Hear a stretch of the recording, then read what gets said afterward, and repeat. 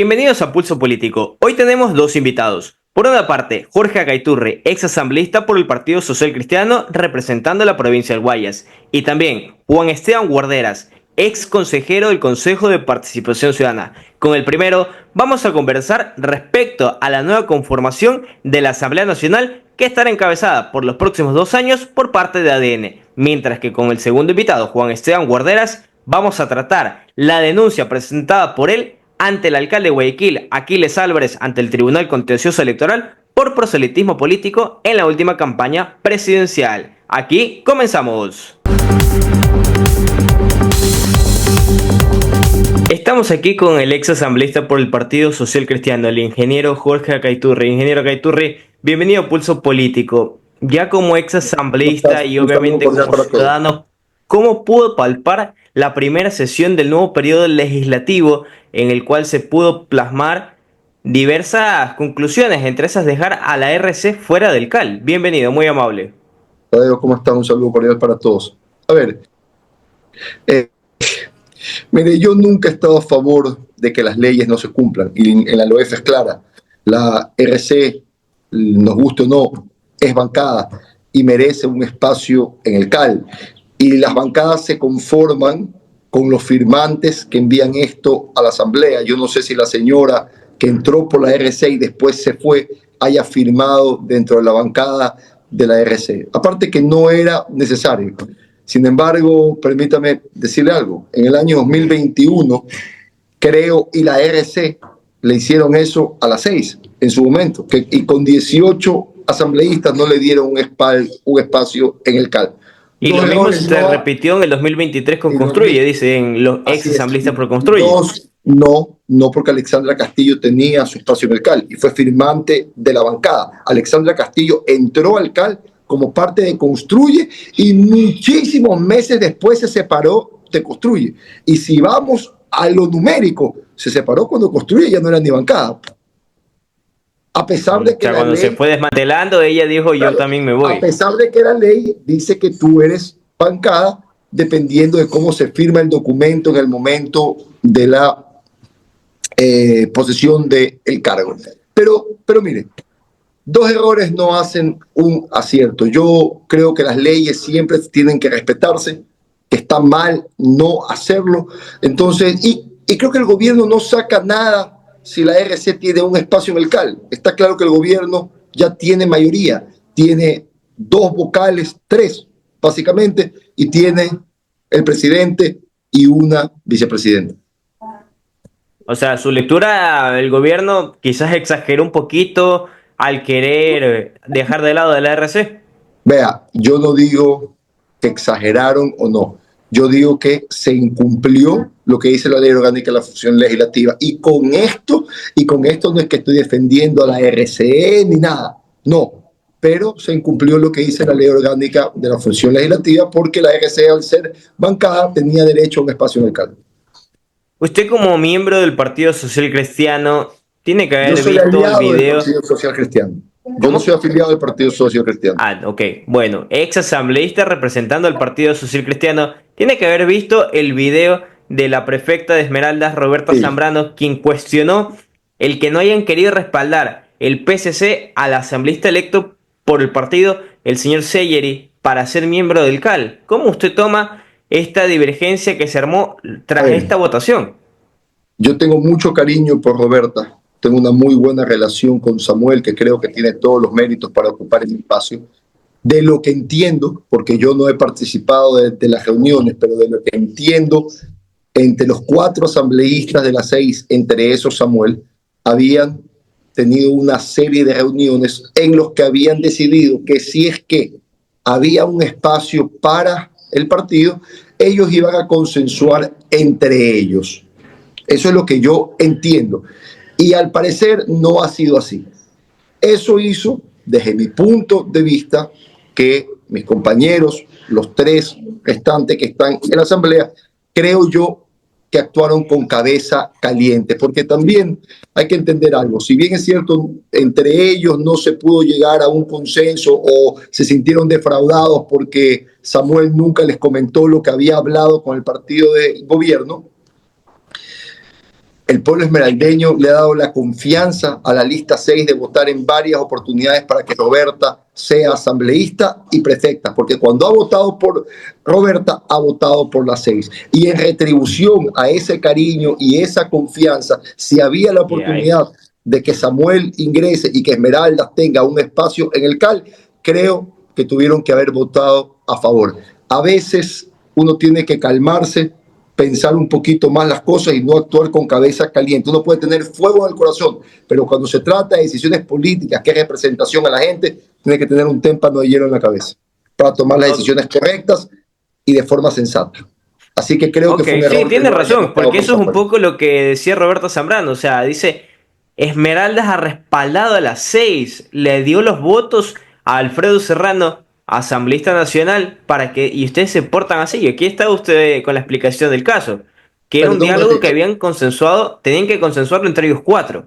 Sí, pero es que el problema nace ahí. Mira, a mí profundizar en esta clase de cosas no me gusta, pero el problema sale que al parecer se habían puesto de acuerdo que si había la oportunidad de que el partido tenga algún espacio, ellos se iban a sentar a dialogar para escoger quién iba a ser el representante. Al parecer, Samuel habló con el partido de gobierno, que fue quien lo mocionó, sin haber conversado con sus compañeros de bancada. Y esto hizo que ellos actúen con cabeza caliente. Es lo que creo yo. Sin embargo, como te digo, cuando pasan estas cosas hay que intentar tener calma para tomar la decisión más sensata. Creo yo que ayer se equivocaron, creo que tuvieron que haber votado a favor de Samuel, pero bueno, eso ya es algo que ellos tendrán la oportunidad de discutir y debatir. Claro, ya será algo que se irá midiendo con el tiempo. Entrando un poco a lo que se concluyó hace 2 días, el periodo con el cual usted fue electo asambleísta 2023-2025, ¿qué sensaciones le dejó que se pueden remarcar y se puedan continuar en este periodo 2025-2029, que dejan leyes a favor pero también inconclusas? Encantado. A ver, mira, comencemos por lo político para ir a lo legislativo. ¿Qué les recalcaría? Que copien todo lo que se hizo en los primeros 5 meses y no hagan lo que se hizo de forma posterior. ¿Por qué? Inicialmente creo yo que los distintos partidos encontraron la madurez necesaria para poner por delante los intereses del Ecuador y no intereses personales. Tanto es así que al Ahí lo inicio... interrumpo. ¿Dice usted madurez ahí en la asamblea después de ver lo de ayer? Déjeme continuar y ya le voy a decir lo que vimos ayer. Usted me preguntó sobre la asamblea anterior. Ya le voy a La decir que salió que también tuvo sus altas y bajas. Si no me deja terminar, entonces no le puedo decir lo que pienso. A ver, Dele. le digo, primero que copien lo que se hizo al inicio, donde había claramente una agenda de país por encima de intereses políticos. Después, al acercarse las elecciones, desafortunadamente, eso se rompió. Hubieron quienes buscaron en la asamblea el cuco para desviar la atención de promesas incumplidas y no se pudo continuar con esa gobernabilidad que había servido para que rápidamente se aprueben muchas reformas y leyes en beneficio del pueblo ecuatoriano. Entonces, lo primero, lo positivo, madurez, sensatez para analizar qué es positivo, venga de donde venga, y oponerse de forma argumentada y firme y siempre con una propuesta alternativa a aquello que crean que es nocivo para el Ecuador, porque uno no se puede oponer por oponer, no te puedes oponer porque me caes mal, tienes que oponerte a algo cuando tienes argumentos de que eso no es positivo y siempre una propuesta alternativa que crea que técnicamente es superior a la otra. Entonces, eso le diría yo a la asamblea anterior. Ahora, me pregunta usted, después de lo que vimos ayer, claramente se ve que no quieren copiar lo primero, no están aprendiendo de los errores de las asambleas anteriores. El discurso de posesión fue muy distinto a la acción que tuvieron una vez ya posesionados. Pero esperemos que a medida que la asamblea vaya avanzando se puedan tender los puentes de diálogo necesarios para encontrar la tan ansiada gobernabilidad que espera el Ecuador. Esa gobernabilidad remarcado del expresidente de la Asamblea y ex candidato a la presidencia de la República, Henry Kronfle, que se pudo aprobar bastantes leyes en los primeros meses de gestión de él como presidente del legislativo. ¿Usted cree que eso sea lo que hay que replicar en el inicio de este periodo legislativo y por qué no a lo largo de los 4 años? Esa estabilidad, tomando en cuenta que es lo que anhelaba ADN, ser bancada oficialista, tener la mayoría, la tienen. Tadeo, pero justamente es lo que te acabo de decir. Lo que te acabo de decir cuando me decías que te deja la Asamblea, es eso. Básicamente, que se replique aquello que se hizo en los primeros meses, que fue muy positivo, donde se encontró gobernabilidad, en donde todas las bancadas pusieron por encima los intereses del Ecuador y dejaron de un lado intereses personales, en los que la gente se sentaba y a pesar de las discrepancias se encontraban los consensos necesarios para que reformas y leyes se aprueben y que no copien en cambio lo que pasó después cuando los intereses políticos hicieron que esa gobernabilidad se rompa. Ojalá que se pueda replicar eso de forma sostenida, ojalá que se pueda replicar eso por los próximos 4 años y el país encuentre esa unidad de propósito tan necesaria para que el Ecuador pueda enfrentar los males que nos aquejan el día de hoy. Yo creo que una de las cosas que quedó pendiente, y sí lo digo con firmeza, porque yo me llevo satisfacciones y frustraciones. Satisfacciones como por ejemplo haber logrado que se apruebe la ley de telecomunicaciones, haber logrado que se apruebe la ley de malas prácticas, haber dejado en primer debate aprobado en la Comisión la Ley de Defensa del Consumidor. Eso me llevo como satisfacción. Como frustración me llevo haber presentado las propuestas de reforma al COIP en materia penal más duras para que jueces y fiscales tengan las herramientas necesarias para condenar con contundencia el crimen organizado y que el señor Cedeño, quien era el presidente de la Comisión de Justicia, ni siquiera se dignó a comenzar a tratarlas, porque para él más importante era tratar la ley orgánica de la función legislativa, que no le importa a nadie un carajo, en vez de tratar leyes para que en los delitos que tienen de cabeza al Ecuador, como el narcotráfico, secuestro extorsivo, homicidio, asesinato, vacuna y etcétera, se eliminen el procedimiento abreviado, medidas cautelares, que son lo que hacen que los delincuentes se les burlen en la cara a la justicia y que la Policía Nacional se queja que los cogen un día y al otro día están libres. Entonces, esas cosas, sin lugar a dudas, quedaron pendientes. Y creo yo que el objetivo fundamental de la asamblea anterior era tratar los temas de seguridad, reactivación económica y recuperación de los servicios públicos destrozados en los últimos años. Desafortunadamente, hubieron quienes no tuvieron la voluntad de tratar esos temas y prefirieron la politiquería por encima de aquellas reformas y leyes que son necesarias para que el pueblo ecuatoriano tenga mejores condiciones de vida. A mí, a título personal, no me pueden decir eso, porque siempre estuve al frente, poniendo el pecho a las balas y presentando las reformas más complicadas para que el pueblo ecuatoriano pueda acceder a sus derechos. Son otros, y muchos que siguen en la asamblea, los que se quedan con la conciencia intranquila de haberle fallado a la gente. Cierro con esto de aquí, ingeniero Caiturre. Usted también estaría cumpliendo 2 años como concejal de Guayaquil si no hubiera dimitido para ser candidato a la asamblea. ¿Qué sensación le deja 2 años también de Aquiles Álvarez y su futuro político a título personal también? A ver, primero, lo primero, 2 años de una muy mala administración en la ciudad. Por donde vamos, Guayaquil está lleno de baches, Guayaquil está sucio, con denuncias gravísimas de otra índole y con un irrespeto a las leyes producto de la ignorancia que se nota día a día en cada sesión del Consejo. Esa es la sensación que me dejan la administración de Guayaquil actual. 2, a título personal, yo nunca he necesitado de un cargo público para servir. Lo importante de la política no es el ego, no es lo que uno va consiguiendo, es cómo uno va sirviendo y trabajando para que la gente pueda tener mejores condiciones de vida. A mí una derrota no me va a tumbar. La fortaleza y de qué está forjado un ser humano y en una profesión tan ingrata como esta se demuestra con la capacidad que uno tiene de levantarse. Yo en 3 años he participado en 2 elecciones. Perdón, en 3 años he participado en 3 elecciones. He ganado 2, he perdido 1. Y ahora voy a seguir trabajando para que lo que creemos que es correcto para que el país salga adelante pueda aplicarse, como siempre lo he hecho, de forma respetuosa, educada, con argumentos y con firmeza. Porque en el Ecuador parece que se están confundiendo las cosas. La gente ha comenzado a pensar que ser malcriado o gritón es ser firme. No, la firmeza la demuestra la fortaleza y la solidez de los argumentos y de la forma en la que uno los defiende. ¿Usted es partidario de la denuncia de Juan Esteban Guarderas ante el TCE por el proselitismo político contra el alcalde Aquiles Álvarez? Mire, no he tenido la oportunidad de revisarla completa, pero de que el señor hizo campaña anticipada, por supuesto que hizo campaña anticipada. Eso es clarísimo. Listo, quiero agradecerle al ingeniero Jorge Acaiturre, ex asambleísta por el Partido Social Cristiano, por su tiempo, por haber conversado de la nueva asamblea y obviamente todo lo que es la coyuntura política que atraviesa el Ecuador. Muchísimas gracias, Jorge. Gracias a usted, Tadeo. Un saludo cordial para todos sus seguidores. Seguimos con más aquí en Pulso Político.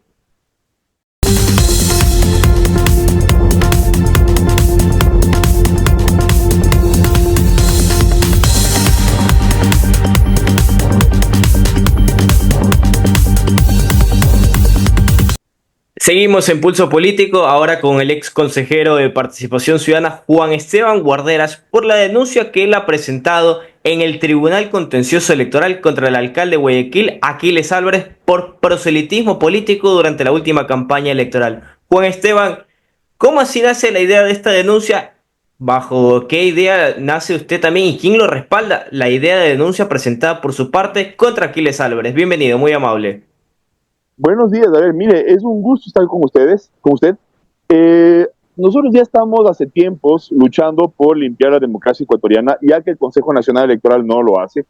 Es decir, campañas ilegales, entrega de regalos contra votos, pre-campaña, todo eso son ilegalidades que no son fiscalizadas por el Consejo Nacional Electoral y nosotros hemos decidido hacerlo desde la Fundación Lucha Anticorrupción. De hecho, tenemos ya algunas victorias inéditas. Por ejemplo, contra el alcalde de La Maná, logramos una sanción por candidatos que inauguran obras. O, por ejemplo, contra Abel Muñoz, contra Allen Verdera, logramos victorias, eso, inéditas, porque el Consejo Nacional Electoral no ha procesado estos casos.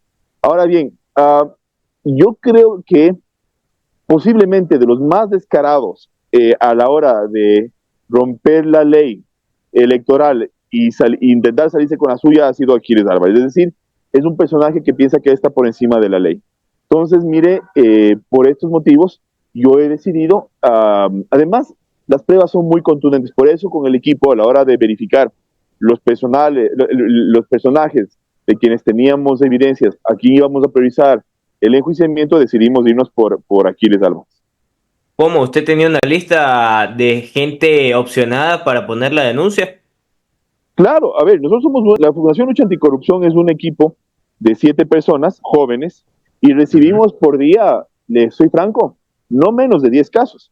Entonces nosotros tenemos limitados recursos, tanto de tiempo como de dinero. De hecho, nosotros financiamos porque tenemos una firma de abogados y en nuestros tiempos libres hacemos estos casos de corrupción, de anticorrupción. Entonces, ahí nosotros tenemos que ver cuál es el peor, cuál es el caso que más impacto va a tener y con dónde tenemos más chances de ganar. Por ejemplo, nosotros, uno de los criterios principales es irnos para enjuiciar los casos en donde las pruebas sean más contundentes porque queremos ganancias, no solo denuncias, ¿no?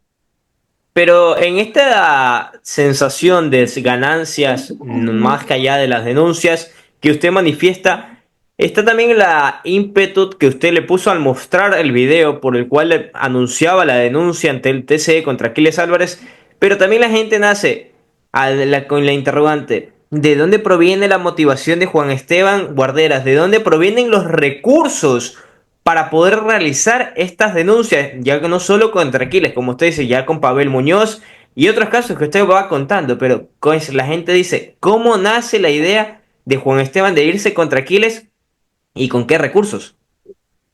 Bueno, mire, como le comenté, a ver, ¿cómo fue mi recorrido? Yo era un banquero de inversión en París, yo estoy especializado en finanzas y en derecho, y por unas coincidencias de la vida vine acá al Ecuador en el año 2014. Desde ahí fui voluntario en la Comisión Nacional Anticorrupción, donde investigué y denuncié 39 casos, junto con en la época de Isabelita Robalino y de Jorge Rodríguez. Entonces, Ok. de esta época yo ya empecé a trabajar de manera voluntaria en temas de anticorrupción. Ahora, lo que ocurrió es que luego inicié mi propio despacho de abogados y dentro de las actividades de ese despacho de abogados, cuando nos sobra algo de tiempo, nosotros verificamos qué pruebas tenemos, qué casos podríamos realizar con un mínimo de éxito y así decidimos por dónde ir. Entonces, mi financiamiento viene de nosotros mismos, de la firma de abogados. Por eso yo no soy capaz de perseguir a todo el mundo. Yo no soy una institución con cientos de funcionarios, yo no manejo Miles de recursos recursos. enormes. Claro, pero entonces ahí tenemos que tener unos criterios de a dónde, tenemos criterios de a dónde, por dónde, a qué caso priorizamos. Uno de esos es la calidad de las pruebas, ¿no es cierto? Si tenemos pruebas muy contundentes donde podemos ganar el caso, posibilidad número uno. Si se trata de una personalidad con mucha visibilidad, para que marque un precedente, para que el resto de autoridades sientan miedo, pues eso es un segundo criterio. Por ejemplo, si yo ataco a la junta parroquial de la Shell, ¿no es cierto? Ok. No va a tener una resonancia, no va a marcar un precedente que permita que el resto de actores políticos generen este respeto a la ley. Entonces, por eso también decidimos irnos por Aquiles Álvarez. Y luego también un tema, lo siento, por descaro, yo siento que es un personaje que demuestra que él se siente por encima de la ley y nosotros queríamos atacar esa actitud de que mi importismo frente al Estado de Derecho. Y por eso entonces, por todos esos elementos decidimos irnos contra Aquiles Álvarez, de como hace poco decidimos irnos contra Patricia Núñez, en fin. Pero claro, entienda que me gustaría perseguir todo lo que nos llega a los emails de la Fundación Lucha Anticorrupción, pero no podemos tramitar ni una veinteava parte de lo que nos llega. Claro, o sea, es algo también que juega contra el tiempo, porque las denuncias en el TCE no son de manera rápida, o sea, no es que son como uno quisiera, pero ¿usted no siente que el Tribunal Contencioso Electoral en el último año ha agarrado un protagonismo, pero de primera plana, en el cual se ha hecho el jugador estrella para toda situación política y nuevamente vuelve a saltar a la cancha, en este caso en la denuncia que usted presenta contra Aquiles Álvarez? Bueno, mire, sí, pero eso no es fortuito, no es un misterio. A ver, le voy a decir por qué. El Tribunal Contencioso Electoral tiene procesos muy rápidos. Bien o nada mal, por ejemplo, en el caso de Pavel Muñoz, yo logré ganarle en dos instancias con recusaciones. O sea, para su público que tal vez que no es técnico, una recusación es un juicio dentro de un juicio para ver la probidad de un juez. Entonces, en el caso de Pavel Muñoz, por ejemplo, nosotros teníamos dos instancias con recusaciones en las dos instancias y todo lo sacamos en 5 meses. Entonces es un proceso muy acelerado, ¿vale? Y donde uno tiene una cierta autonomía a la hora de actuar. Por ejemplo, en el ámbito penal, en el ámbito criminal, si es que la fiscalía no acompaña tus acciones, o sea, si la fiscalía no tramita, no es ágil, tú tienes que esperar hasta que la fiscalía actúe. Yo soy fan del actual fiscal, pero eso no quiere decir que su situación sea infalible. Y hay muchos Ujú. casos en donde, por ejemplo, le doy un ejemplo. De los 39 casos que yo presenté en el año 2019, 39, solo dos han superado hasta ahorita la fase de investigación previa. Entonces, son tiempos mucho más complicados. Y luego, mire, el otro tema es que en el ámbito electoral las ilegalidades son profusas, ¿no? O sea, como el Consejo Nacional Electoral nunca ha fiscalizado nada, los políticos dejaron ahí su rienda suelta, se dieron rienda suelta a romper la ley y claro, eso para personas como yo que luchamos en contra de la corrupción, eso es eh, Un insulto. sí, claro, o sea, es una vía fácil de atacar porque lo hacen sin cuidarse, sin, sin cubrir evidencias, lo hacen y lo publican, o sea, las pruebas son de fácil acceso, etcétera, etcétera. Pero a ver, ya, ok, estoy leyendo su tweet cuando hace el video de presentación de la denuncia contra Aquiles Álvarez y dice, Muchos le dicen respaldo político. La ley lo llama proselitismo político. Y eso, señor alcalde, es ilegal. El precedente está. Usted habla del caso Pavel Muñoz.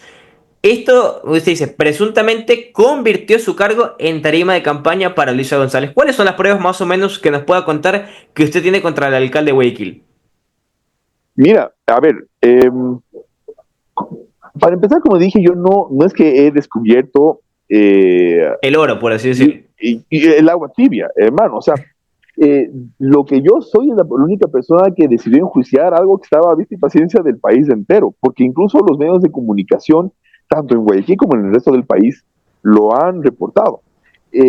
Ahora, ¿qué pruebas contundentes te puedo decir algunas? Mira, primero está la convocatoria que hizo Aquiles Álvarez para que la gente de Guayaquil acuda a uno de los eventos de cierre de campaña de Luisa González, ¿vale? En la 9 Y de no octubre. solo, exactamente, pero hay no solo que presentamos eh, la convocatoria, sino la reacción de la gente. Porque, ¿por qué es esto importante? Para que tu público lo tenga claro. Una contienda democrática no es una contienda, no es un concurso de quién tiene más panas en el sector público que te ven haciendo campaña.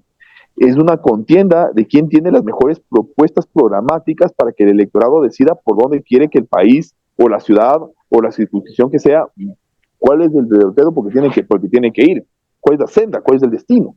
Entonces, al hacerlo, además se falsea la equidad en la contienda electoral, porque claro, si tú haces campaña, pero tú tienes a la alcaldía de Guayaquil haciendo campaña contigo, es más fácil para ti ganar los votos que para otro contendiente, ¿no es cierto?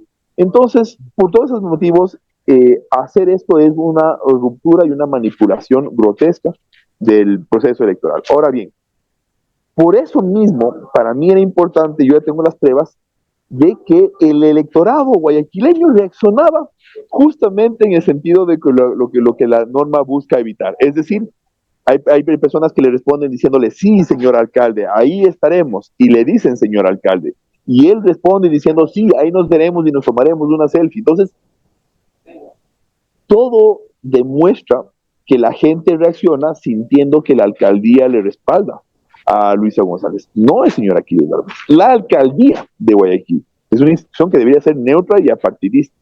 Entonces, esa prueba a mí me parece la más Pero, a contundente. ver, usted ahí viendo, sí, señor alcalde, ahí estaremos, ¿no cree que sean, por ejemplo, que fueron votantes por él en el 2023, sean simpatizantes de él y reaccionen como, por ejemplo, contestarle, señor presidente, lo respaldaremos, que esto, que el otro? O sea, gente que reacciona en redes sociales, ¿no? ¿Usted no lo que se cataloga así? A ver, el hecho de que reaccionen, pero justamente esa reacción es la ilegal. Pues. O sea, mira, tú no puedes, o sea, el ¿O hecho es de que ellos ilegal lo que reaccionen, él responde? no, mire, lo que no puede ocurrir es que la gente reaccione a una promoción de él que fomenta el público en un evento que es partidista. Ok. La alcaldía de Guayaquil es una institución neutra. Y no solo eso, sino que el tiempo del alcalde de Guayaquil no tiene que estar, el tiempo laboral, porque por ejemplo ese tuit lo hizo a las 12 del día, Ujú. este tiempo tiene que estar consagrado al bienestar de los guayaquileños, no al progreso específico de un partido político y de una individua específica que se llama Luisa González. Entonces, que los ciudadanos se emocionen o reaccionen eh, por esta iniciativa realizada en horario de trabajo del alcalde de Guayaquil, lo siento, eso es ilegal, entonces la reacción misma es ilegal.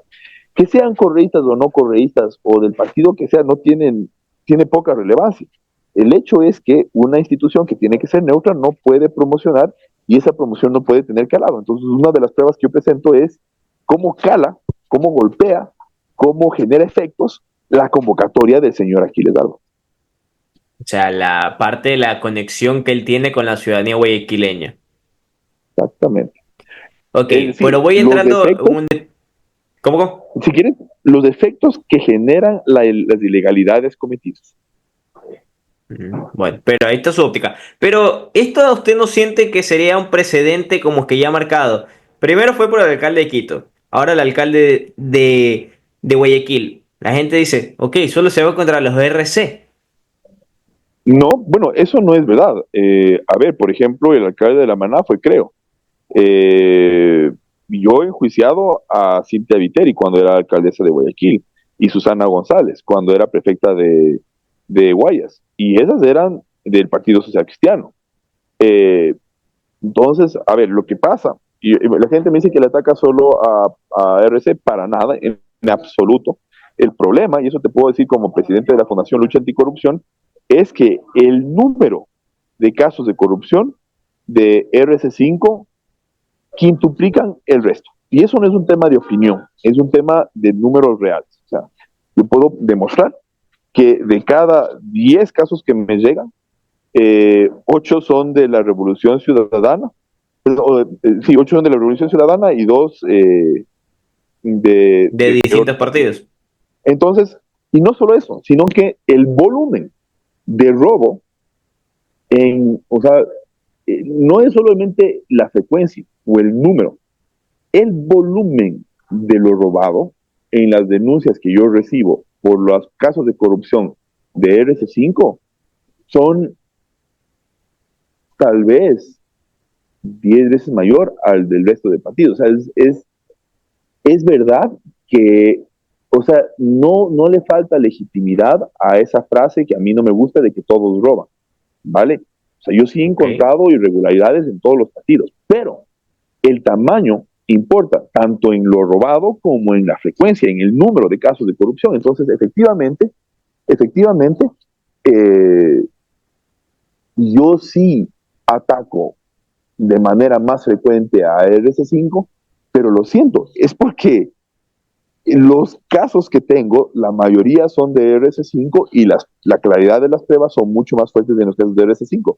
En RC5 se cubren mucho menos. O sea, o dicho de otra manera, son más desvergonzados a la hora de romper la ley.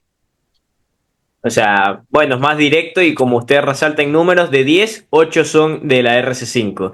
Poco entrando con lo que ha Bueno, de hecho vivido. más, siquiera, o sea, de hecho más, porque yo lo estoy diciendo. No, claro, pero vámonos si es de, 8, de 10, es por 5. usted pone que son 8. Debería ser, o sea, de cada 5 casos, uno es de la RC. Sí, bueno, de 10 a 8, así que está bien. Ya. Ok, Aquiles Álvarez ya ha tenido denuncias ante el TCE. Una más, una raya más al tigre, como se podría catalogar. ¿No podría ser que sea más fácil, a su título, a su criterio, el que pueda sancionarlo el TCE? Bueno, de hecho, ¿por qué lo hicimos esto? Por un tema estratégico, porque ya es residente. Entonces ya no cabe al ser residente que solo le multen, ya toca la destitución. Entonces póngase, si usted en el orden electoral les lleva por primera vez a una autoridad,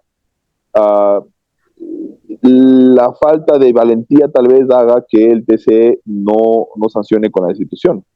Pero ya siendo reincidente, ahí sí ya no hay chance, ya solo queda que el TCE destituya.